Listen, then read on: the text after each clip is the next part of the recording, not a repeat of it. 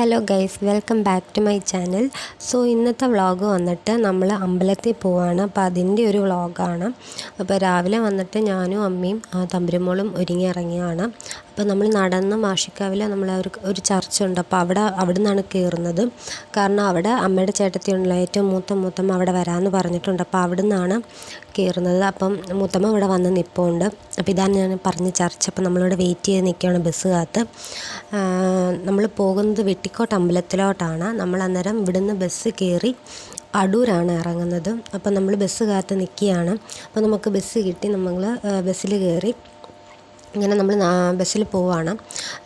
അടൂരാണെങ്കിൽ നമ്മുടെ ഓമനാമ്മ വരാമെന്ന് പറഞ്ഞിട്ടുണ്ട്. നമ്മുടെ സൂര്യയുടെ അമ്മയുണ്ടല്ലോ, അപ്പോൾ ഓമനാമ്മ വാളകത്തുനിന്ന് നേരെ ഇങ്ങനെ വരാമെന്ന് പറഞ്ഞു ഇവിടെ വന്നിറങ്ങാം. അപ്പോൾ നമ്മൾ ഇവിടുന്ന് നമ്മൾ ഒരുമിച്ചായിരിക്കും വെട്ടിക്കോട്ട് അമ്പലത്തിലോട്ട് പോകുന്നത്.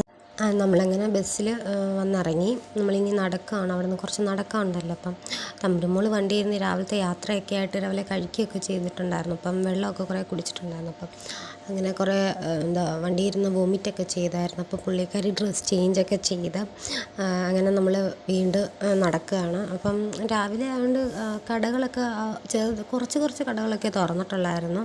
പിന്നെ നമ്മൾ അമ്പലത്തിൽ കയറി തൊഴുത് പിന്നെ ഉള്ളിലോട്ടുണ്ടല്ലോ കുറേയൊക്കെ. അപ്പോൾ നമ്മൾ അവിടെയൊക്കെ പോയിരുന്നു. അപ്പോൾ തമ്പുരുമോൾക്ക് ഇതുപോലെ ഈ ബുക്ക് സ്റ്റോളിൽ നിന്ന് ബുക്കൊക്കെ വേണമെന്ന് പറഞ്ഞു. ഭയങ്കര നിർബന്ധമായിരുന്നു. അങ്ങനെ അവൾക്കൊരു കുറ്റി ബുക്ക് വാങ്ങിക്കൊടുത്തപ്പം അവിടെ ഇരുന്ന് പഠിക്കുകയാണ്. അപ്പോൾ നമ്മൾ രാവിലെ ഇറങ്ങിയതുകൊണ്ട് നമ്മൾ കുറച്ച് നേരം ഇവിടെയൊക്കെ ഇരുന്ന് പതിയെ പോകാമെന്ന് കരുതി. അപ്പോൾ നമ്മളിവിടെ ഇരിക്കുകയാണ്.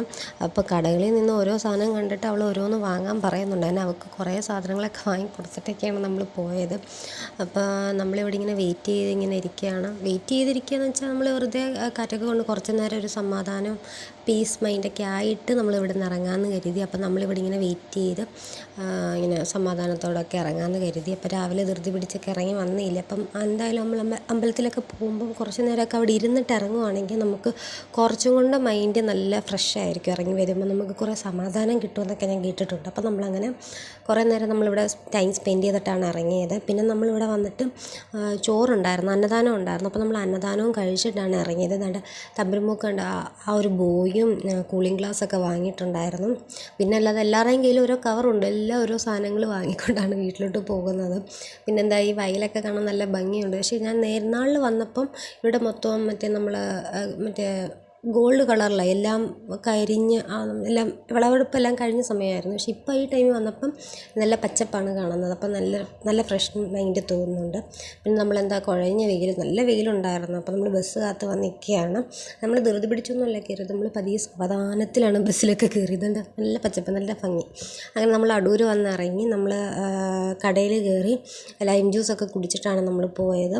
അപ്പം കുറച്ച് വെള്ളം കുടിക്കാൻ തോന്നി. നമ്മൾ അത്രയും വെയിലത്തൊക്കെ വന്നില്ല. അപ്പം നമ്മൾ അവിടെ നിന്ന് അന്നദാനം ഉണ്ടായതുകൊണ്ട് വയറ് നിറച്ച് കഴിക്കാൻ പറ്റി. നല്ല ഫുഡായിരുന്നു.